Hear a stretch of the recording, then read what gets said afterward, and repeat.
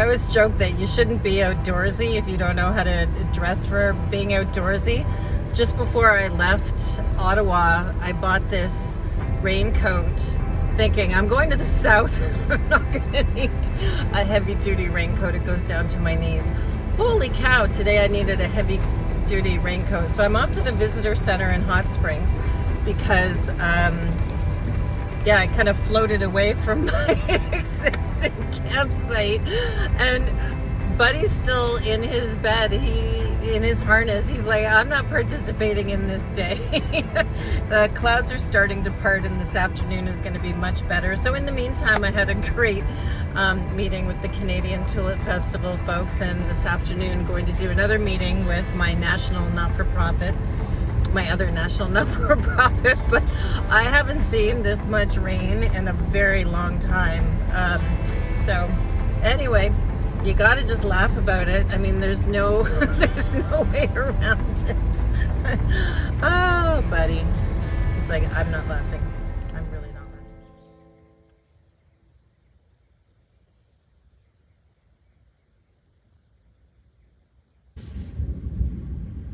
I'm not sure you can hear that.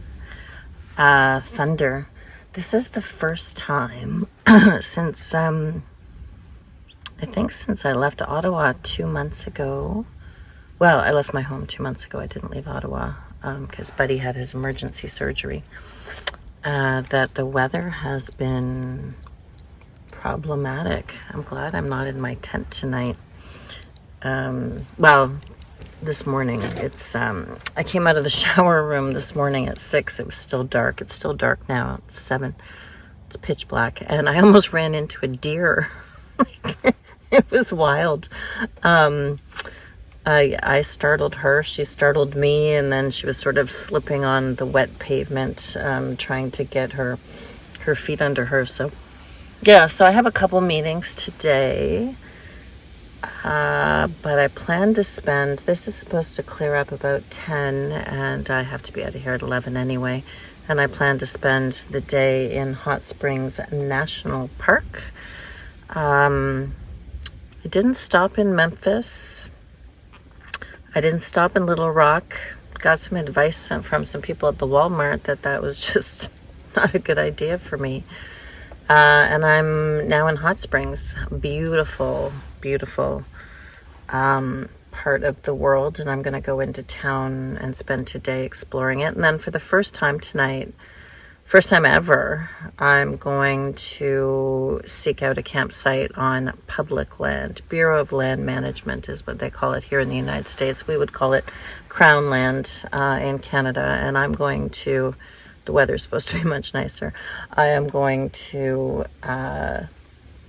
get a primitive, or what they sometimes call just a wild campsite, and sleep outside in a not kind of structured the way that you would think about it. I mean, sometimes they have fire rings and picnic tables, but it's just primitive camping. So I'm going to try that tonight, and then I'm going to start probably heading towards Dallas, Fort Worth for family stuff.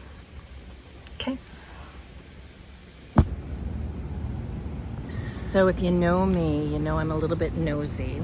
So I went and I talked to the security guard of the place. Turns out this was the first VA hospital for World War II veterans in the United States. It has its own crematorium and its own morgue on 22 acres. It's the Hot Springs Rehabilitation Center, completely closed and condemned now, but it needs to be guarded for liability reasons. It's starting to rain again. And he said, no matter how many people died here, he said, there are no ghosts. He said, there's a bowling alley in old retro style. He said, all these buildings, some of them have fallen in on themselves, and they're trying to figure out what to do with this incredible development. But as haunted and spooky as it looks, I'm told, I'm going to Google some more, but I'm told that it was a happy place for veterans, and all of the families who come here whenever there's some kind of celebration or whatever, they all say that the people that came back from World War II who lived here were all treated beautifully. You know, I'm a little suspicious sometimes, but all treated beautifully, and they had happy memories of this place. And the guard was so proud to tell me this whole story about what this site really means to Hot Springs. And apparently there's an interested buyer in the property, but again, they have oil-based paint, they have asbestos, all that kind of... Hi, buddy. Do you want this to be about you? Something about you happening here? He's like, I want to tell the story too. So fascinating stuff. I mean, I obviously don't go see all the other stuff that everybody raves about. Sometimes I get drawn to a story behind all the tourist attractions. So that's the story. Cool, eh?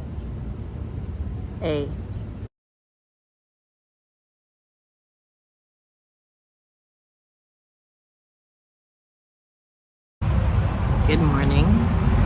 Oh my God, I had the best sleep. I know that you can probably hear the road traffic because I'm right on the highway at the Arkansas Visitor Center, and Texas is basically right there. I can't say enough about this Arkansas Visitor Center coming into from Texas. So I'm going to do a video over the weekend about what I experienced in Arkansas. All positive. It was all great. I should not go off-roading. I've learned that now. That was a bit of an accidental, you know, little oopsie-daisy. My car is covered in mud as a result.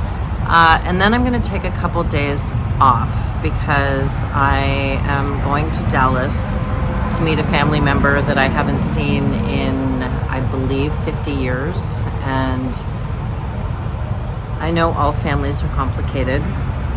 Mine was a little more complicated than most, I think. So we're gonna have dinner tonight, and then I get to meet his family. Until recently, I didn't really even know that there was a family to meet. So that is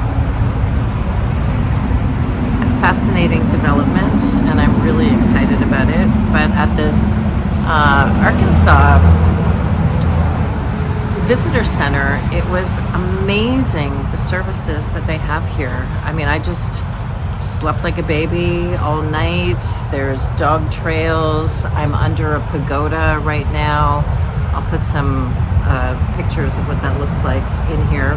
Like, I can't say enough. It was just absolutely amazing. There were a lot of people sleeping in their cars overnight, a lot of RVs, and again, very close to the highway. But, you know, because I wear hearing aids, if I take my hearing aids out, I don't hear much of anything. So it was absolutely lovely. And then under this pagoda, I made my coffee, I made my lentil breakfast, and I'll pack up all of that. And Dallas is about, well, the hotel that I'm staying in, because I'm hoteling, is about 3.5 hours from this spot. So that's a little over my ability to drive that long, because then I start to get hip and back pain. So I may break it up. I mean, check-in's not till 3, and then I get to have some family time. So I will take a break from shooting. I'll tell you how it goes, but this is a very, very, very special private couple days with my family as we work out some of the toxicity of our childhood. Our mothers were sisters, and that relationship was highly complicated. I think many of you can understand complicated family relationships, and we get to heal this weekend. We get to heal. So I'm going to post the saga of part of Tennessee and Arkansas, and then after here, after Dallas, I think I'm going to the beaches of Texas. So that'll be fun. So yeah, happy breakfast, happy life. And I saw a lot of the invisible people. That's what I call the people that, you know, sleep in places like this at night, and that a lot of people just don't see, the invisible people. So yeah, so that's the plan for my weekend. It is Saturday morning right now, and again, I'm heading to Dallas. It's drizzly and overcast, but you know, I'm Canadian. We know how to dress for any kind of weather, and it's going to be a beautiful weekend. So I hope you're all well. Bye.